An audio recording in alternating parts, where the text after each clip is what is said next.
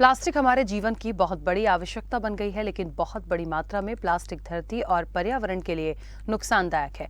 इस प्लास्टिक का सदुपयोग हो, इसके लिए एक नीति मध्य प्रदेश शासन और प्रदूषण नियंत्रण बोर्ड के साथ मिलकर हमने बनाई है।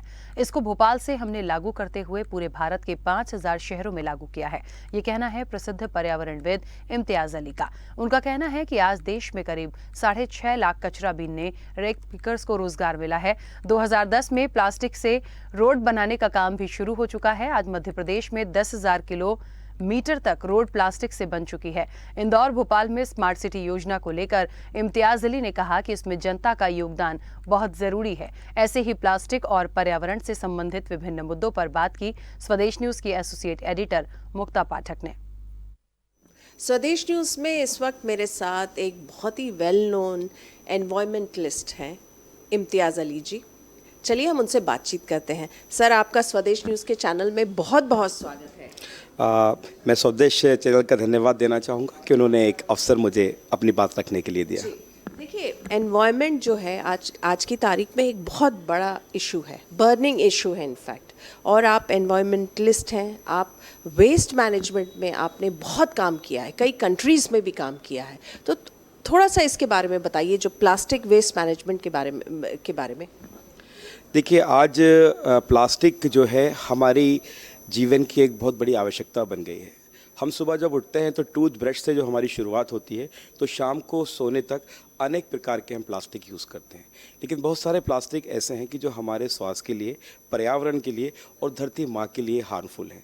तो हम लोगों ने 2006 में ऐसा प्लास्टिक जो कि नॉन रिसाइकलेबल है, नॉन यूजेबल है, जिस प्लास्टिक का कोई इस्तेमाल नहीं किया जा सकता, उस प्लास्टिक का सदुपयोग हो। साथ ही वर्ल्ड बैंक कहता है कि जो शहरी आबादी है, इसमें 2% लोग ऐसे हैं जो कि कचरे का काम करते हैं, जिनको हम कचरा बीनने वाला, कचरा चुनने वाला, रैक पिकर और वेस्ट पिकर के नाम से जानते हैं। तो ऐसे लोगों को एक सम्मानजनक रोजगार मिले, साथ ही प्लास्टिक का वैज्ञानिक निष्पादन हो, इसके लिए एक नीति मध्य प्रदेश शासन, प्रदूषण नियंत्रण बोर्ड और सेंट्रल पॉल्यूशन कंट्रोल बोर्ड के साथ मिलकर हम लोगों ने बनाई, और जिसका इम्प्लीमेंटेशन हम लोगों ने भोपाल से शुरू किया और इस पूरे मॉडल को भोपाल मॉडल नाम दिया गया।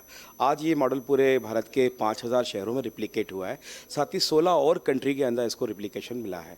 तो इस प्रोजेक्ट का मेन मकसद ये है कि ऐसे प्लास्टिक का प्रॉपरली सेग्रीगेशन हो, कि इसका कलेक्शन हो और इसका साइंटिफिक डिस्पोजल हो। इसके लिए हम लोगों ने SSC कैमोर में 2008 में एक ट्रायल रन किया कि अगर इस प्लास्टिक को हाई टेम्परेचर पर जलाया जाए तो इसके क्या एनवायरमेंटल इम्पैक्ट निकलेंगे। जब इस प्लास्टिक को 800 डिग्री टेम्परेचर पर जलाया गया तो इसमें से फ्यूरॉन और डाइक्सिन नामक गैस निकली। लेकिन जैसे ही इसको 1200 डिग्री टेम्परेचर पर जलाया गया तो फ्यूरॉन और डाइक्सिन जो थी वो ज़ीरो हो गई, और हमने ऐसे प्लास्टिक को सीमेंट इंडस्ट्रीज के किल में कोयले के स्थान पर जलाने का एक प्रैक्टिस शुरू किया, जिसको कि केंद्रीय प्रदूषण नियंत्रण बोर्ड ने अप्रिशिएट किया। और 2011 की पॉलिसी के अंदर भारत सरकार ने सर्कुलर जारी किया कि जो भी सीमेंट प्लांट हैं वो अल्टरनेटिव फ्यूल के अंदर लगभग 5% प्लास्टिक को कोयले के स्थान पर जलाएंगे। यहीं से इन कचरा बीनने वालों को रोजगार के अवसर उपलब्ध हुए, और आज पूरे भारत में लगभग 6.5 लाख कचरा बीनने वाले रेक पिकर्स को नगरीय निकायों ने अपने साथ जोड़ा है, और वहाँ पर मटेरियल रिकवरी फैसिलिटी और प्लास्टिक कलेक्शन सेंटर खोलकर वहाँ पर ऐसे प्लास्टिक का कलेक्शन किया जाता है और साइंटिफिक डिस्पोजल के लिए इसको सीमेंट प्लांटों के अंदर भेजा जाता है। साथ ही मध्य प्रदेश में हम लोगों ने 2010 में प्लास्टिक से रोड बनाने की शुरुआत की। भोपाल में जो आप राजा भोज सेतु देखते हैं, इसकी भी लेयरिंग जो है प्लास्टिक से की गई है, और लगभग 18,000 किलोमीटर मध्य प्रदेश में प्लास्टिक से रोड बन चुके हैं। इस रोड में भी हम ऐसे ही प्लास्टिक का उपयोग करते हैं जो कि नॉन रिसाइकलेबल है, नॉन यूजेबल है। तो एक राह मिली है प्लास्टिक के साइंटिफिक डिस्पोजल की, और इससे लोगों को रोजगार मिला है, और इसी मॉडल को आज देश में नहीं विदेशों के अंदर भी जो है रिप्लिकेट किया जा रहा है। बहुत अच्छी बात आपने बताई, क्योंकि प्लास्टिक जो है वेस्ट एक बहुत बड़ी समस्या है, और उसके कारण बहुत सारे डिजीज़ भी होते हैं। उसी का अगर जिस तरह से आपने बताया यूज़ हो रहा है तो ये बहुत अच्छी बात है। दूसरा, रैक पिकर्स की बात आपने की, तो रैक पिकर्स बहुत मात्रा में है। हम बात करें, चाहे मध्य प्रदेश की बात करें और अन्य स्टेट्स की बात करें, तो इनको सम्मान मिले, इनको रोजगार मिले, इस पर भी आपने कुछ काम किया है? देखिए, भारत सरकार ने एक नीति बनाई है, उस नीति को बनाने में कहीं ना कहीं मेरा योगदान रहा है। हम लोगों ने उस नीति में स्पष्ट तौर पे ये कहा है कि सॉलिड वेस्ट मैनेजमेंट रूल 2016 में ये स्पष्ट है कि जो भी कचरा बीनने वाले हैं या कचरे का काम चुनने वाले हैं, इनको अर्बन लोकल बॉडीज, नगर निगम, नगरीय निकाय या पंचायतें अपने साथ जोड़ें और जो भी कचरा संग्रहण करने की जो व्यवस्था है, जो घर घर से कचरा इकट्ठा होता है, इसमें भी उन कचरा बीनने वालों को अपने साथ जोड़ें। हम लोगों ने सर्वप्रथम भोपाल से और इंदौर से इसकी शुरुआत की थी।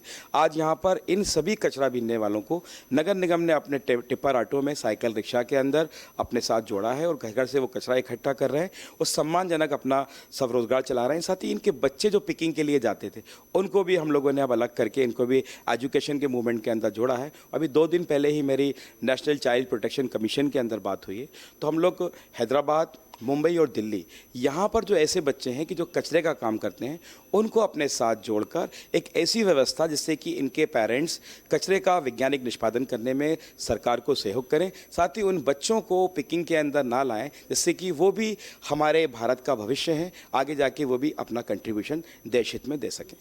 स्मार्ट सिटी की बात करें तो स्मार्ट सिटी में भी आपने काफ़ी योगदान दिया है और स्मार्ट सिटीज़ जितने हैं उसमें से एक भारी मात्रा लगभग 23 जो है वो मध्य प्रदेश में ही है। तो इस पर आपने किस प्रकार का काम किया? देखिए, स्मार्ट सिटी तब होती है जब व्यक्ति स्मार्ट हो, हमारे वार्ड स्मार्ट हो, हमारी सोच स्मार्ट हो। तो हम लोगों ने मध्य प्रदेश के विभिन्न शहरों में, खासतौर पे इंदौर और भोपाल के अंदर एक बिहेवियर चेंज पे काम किया कि सरकारी योजना सरकारी ना रहे, इसमें लोगों का सहयोग मिले। जब तक कि पब्लिक पार्टिसिपेशन नहीं होगा, शासन की कोई भी योजना सफल नहीं हो सकती।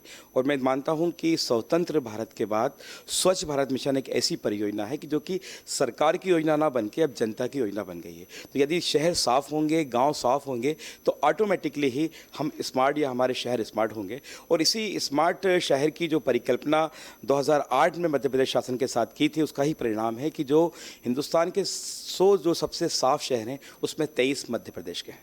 जी, बहुत अच्छी बात बताई आपने कि 23 जो हैं वो मध्य प्रदेश में हैं, लेकिन इस योजना में भी आप भागीदार रहे हैं, तो किस तरह का आपने कंट्रीब्यूशन? देखिए, इसमें सर्वप्रथम हम लोगों ने जो बताया कि बिहेवियर चेंज पे हम लोगों ने काम किया कि लोगों की सोच को बदलना, साथ ही सरकारी योजना में वो अपना सहयोग दें। इसके अलावा जो घरों से जो कचरा निकलता है, उस कचरे को एट सोर्स सेग्रीगेट करके उसको जो भी आपके यहाँ जो चाहे वो रिक्शा आता हो, चाहे वो टिप्पर ऑटो आता हो, उसको दें, जिससे कि हमारे वार्ड और अपने मोहल्ले जो हैं साफ़ हों। यदि स्वच्छता होगी तो ऑटोमेटिकली ही आपका जो मेडिकल एक्सपेंडिचर जो है, जो सालाना आपका जो चिकित्सा व्यय जो होता है, वो भी 80% कम हो जाएगा। और 80% जब वो व्यय कम होगा तो वो पैसा आपको बचेगा। जब आप हेल्थी होंगे तो अपने काम को भी अच्छा करेंगे। तो जो स्वच्छता को अगर आप देखेंगे तो कई अलग अलग मापदंडों पे स्मार्ट सिटी को बनाने में जो पब्लिक कंट्रीब्यूशन हो सकता था, उसके माध्यम से हमने योजनाएँ बनाई और जनता की भागीदारी उसमें हो, उसको हमने जोड़ा। साथ ही जो रिलीजियस लीडर हैं हमारे, उनको हमने स्मार्ट सिटी में उनका योगदान लिया कि हर धर्म में स्वच्छता की बात की गई है, विकास की बात की गई है। तो विकास के मुद्दों पर, स्वच्छता के मुद्दों पर आम जनता सरकार को, खासतौर पे जो हमारे धर्म गुरु हैं, वो इसमें सहयोग करें। उसमें हम बहुत हद तक सफल हुए हैं और इस मॉडल को भी भारत सरकार ने अलग अलग स्टेट्स के अंदर रिप्लिकेट किया है। आप जेएनयू यूनिवर्सिटी से भी जुड़े हुए हैं, तो जेएनयू इन दिनों जो है कई बार कंट्रोवर्सीज में आता रहा है। वहाँ पे जिस तरह के स्टूडेंट्स की जो अगर हम बात करें, बिहेवियर की बात करें, या जिस तरह से आंदोलन वहाँ पे हुए, तो उस पर आप कितना चिंता करते हैं? देखिए, मैं जवाहरलाल नेहरू यूनिवर्सिटी के अंदर कोर्ट मेंबर हूँ और जो पिछले 5-7 साल से आप जो देख रहे हैं कि जेएनयू के बारे में एक बहुत ही नेगेटिव लोगों के बीच एक माहौल बनता है कि वहाँ पे ऐसा माहौल है। बेसिकली जब तक कि भारतीय विचारधारा और भारतीयता की बात किसी भी संस्थान में नहीं होगी, तो वो कहीं ना कहीं हमसे अलग होगा। तो हमने ये देखा है कि जेएनयू के अंदर आज आवश्यकता है कि हमें भारतीयता को बात करनी है।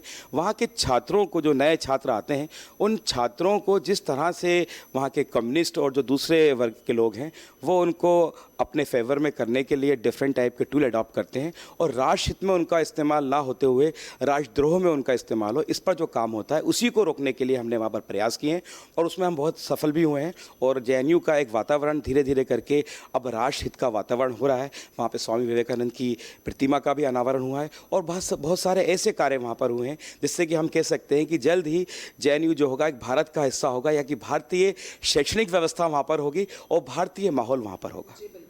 आप स्वदेश न्यूज़ के चैनल में आए, क्या एक्सपीरियंस आप लेके जा रहे हैं? मैं यहाँ पर कुछ पलों के लिए आया था, लेकिन जैसे ही आपके सीईओ को पता चला कि मेरा ये विषय है, तो इस विषय पर आपने मेरे समय का सदुपयोग किया, उसके लिए मैं धन्यवाद देना चाहूँगा। और इस मंच के माध्यम से जो आपने राष्ट्रीयता की, स्वच्छता की जो एक बात की है, निश्चित तौर पे आपके इस मंच से वो देश के विभिन्न कोनों में, ग्रामीणों में जाएगी और उसमें एक स्वच्छता की अलग जगेगी। मेरा आपके मंच के माध्यम से आम लोगों से यही अनुरोध है कि कृपया करके सरकार की जो स्वच्छता की योजना है उनको सफल बनाने में अपना सहयोग दें और प्लास्टिक कचरे का उपयोग ना करें, जिससे हमारी जो धरती माँ है इसमें जो ताप बढ़ रहा है, जो बुखार आ रहा है, वो कम हो सके। जी बिल्कुल, आप स्वदेश न्यूज़ के चैनल में आए, आपने हमें अपना समय दिया और इतने सारे जो विषय हैं, जो बर्निंग इश्यूज, उस पर बात की। बहुत बहुत धन्यवाद। धन्यवाद। तो ये थे इम्तियाज़ अली साहब, जो बता रहे थे कि किस तरह से प्लास्टिक वेस्ट को यूज़ नहीं करना है, क्योंकि उसी के कारण जो है बहुत सारी समस्याएं हैं। और मध्य प्रदेश के लिए ये गौरव की बात है कि स्मार्ट सिटी की बात करें तो 23 स्मार्ट सिटी मध्य प्रदेश में। स्वदेश न्यूज़ के लिए भोपाल से कैमरामैन सुजीत के साथ मुक्ता पाठक।